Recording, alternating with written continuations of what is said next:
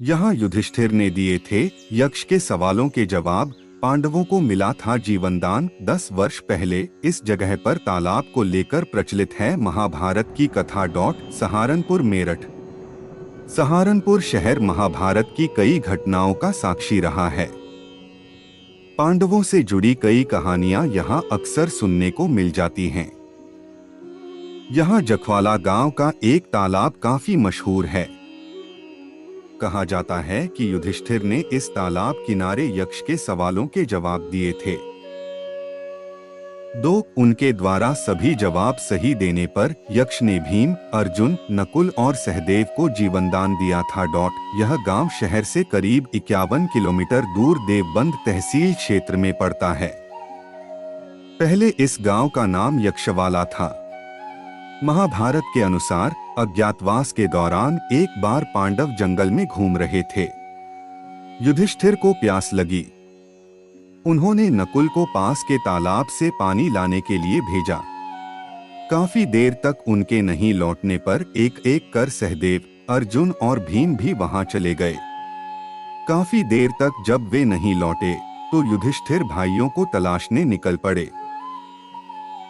3 तालाब किनारे पड़े थे चारों भाइयों के शव। इसके बाद उन्होंने देखा कि उनके चारों भाई तालाब किनारे मरे पड़े थे।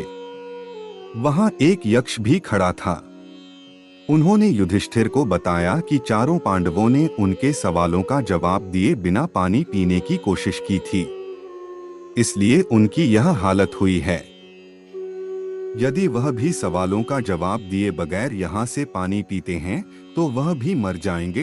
युधिष्ठिर ने दिए सभी सवालों के सही जवाब। 4 यक्ष ने युधिष्ठिर को बताया कि यदि वह उनके सवालों के ठीक ठीक जवाब देते हैं तो उनके भाई जिंदा हो जाएंगे। ऐसे में युधिष्ठिर सवालों का जवाब देने के लिए तैयार हो गए। यक्ष ने उनसे 4 सवाल पूछे। सबका उन्हें ठीक ठीक जवाब मिला। इसके बाद यक्ष ने सभी पांडवों को जिंदा कर दिया।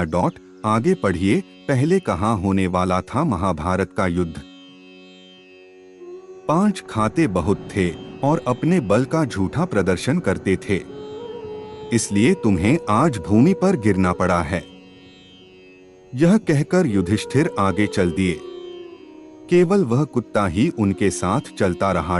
युधिष्ठिर कुछ ही दूर चले थे कि उन्हें स्वर्ग ले जाने के लिए स्वयं देवराज इंद्र अपना रथ लेकर आ गए। तब युधिष्ठिर ने इंद्र से कहा कि मेरे भाई और द्रौपदी मार्ग में ही गिर पड़े हैं, वे भी हमारे साथ चलें, ऐसी व्यवस्था कीजिए। तब इंद्र ने कहा कि वे सभी पहले ही स्वर्ग पहुंच चुके हैं। 6 वे शरीर त्याग कर स्वर्ग पहुंचे हैं और आप सशरीर स्वर्ग में जाएंगे। इंद्र की बात सुनकर युधिष्ठिर ने कहा कि यह कुत्ता मेरा परम भक्त है, इसलिए इसे भी मेरे साथ स्वर्ग जाने की आज्ञा दीजिए। लेकिन इंद्र ने ऐसा करने से मना कर दिया। काफी देर समझाने पर भी जब युधिष्ठिर बिना कुत्ते के स्वर्ग जाने के लिए नहीं माने तो कुत्ते के रूप में यमराज अपने वास्तविक स्वरूप में आ गए। वह कुत्ता वास्तव में यमराज ही थे। युधिष्ठिर को अपने धर्म में स्थित देखकर यमराज बहुत प्रसन्न हुए। 7 इसके बाद देवराज इंद्र युधिष्ठिर को अपने रथ में बैठाकर स्वर्ग ले गए। स्वर्ग जाकर युधिष्ठिर ने देखा कि वहां दुर्योधन एक दिव्य सिंहासन पर बैठा है, अन्य कोई वहां नहीं है। यह देखकर युधिष्ठिर ने देवताओं से कहा कि मेरे भाई तथा द्रौपदी जिस लोक में गए हैं, मैं भी उसी लोक में जाना चाहता हूँ। मुझे उनसे अधिक उत्तम लोक की कामना नहीं है। तब देवताओं ने कहा कि यदि आपकी ऐसी ही इच्छा है तो आप इस देवदूत के साथ चले जाइए, यह आपको आपके भाइयों के पास पहुंचा देगा। युधिष्ठिर उस देवदूत के साथ चले गए। 8 देवदूत युधिष्ठिर को ऐसे मार्ग पर ले गया जो बहुत खराब था। उस मार्ग पर घोर अंधकार था। उसके चारों ओर से बदबू आ रही थी। इधर उधर मुर्दे दिखाई दे रहे थे। लोहे की चोंच वाले कौए और गीध मंडरा रहे थे। वह असिपत्र नामक नरक था।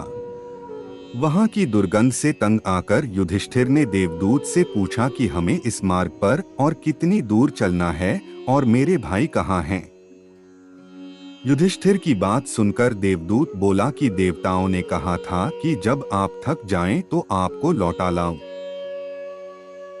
9 यदि आप थक गए हो तो हम पुनः लौट चलते हैं। युधिष्ठिर ने ऐसा ही करने का निश्चय किया।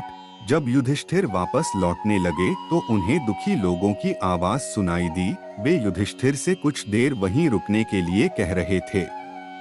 युधिष्ठिर ने जब उनसे उनका परिचय पूछा तो उन्होंने कर्ण, भीम, अर्जुन, नकुल, सहदेव व द्रौपदी के रूप में अपना परिचय दिया। तब युधिष्ठिर ने उस देवदूत से कहा कि तुम पुनः देवताओं के पास लौट जाओ। मेरे यहाँ रहने से यदि मेरे भाइयों को सुख मिलता है 10 तो मैं इस दुर्गम स्थान पर ही रहूंगा।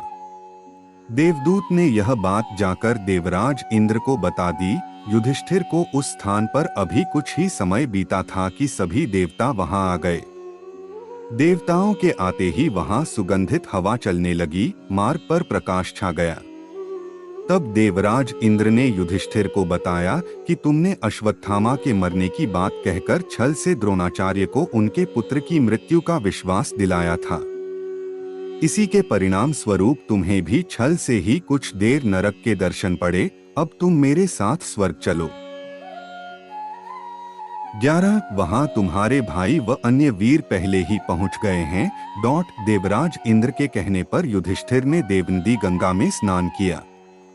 स्नान करते ही उन्होंने मानव शरीर त्याग करके दिव्य शरीर धारण कर लिया। इसके बाद बहुत से महर्षि उनकी स्तुति करते हुए उन्हें उस स्थान पर ले गए जहां उनके चारों भाई कर्ण, भीष्म, धृतराष्ट्र, द्रौपदी आदि आनंद पूर्वक विराजमान थे। वह भगवान का परमधाम था। युधिष्ठिर ने वहां भगवान श्री कृष्ण के दर्शन किए।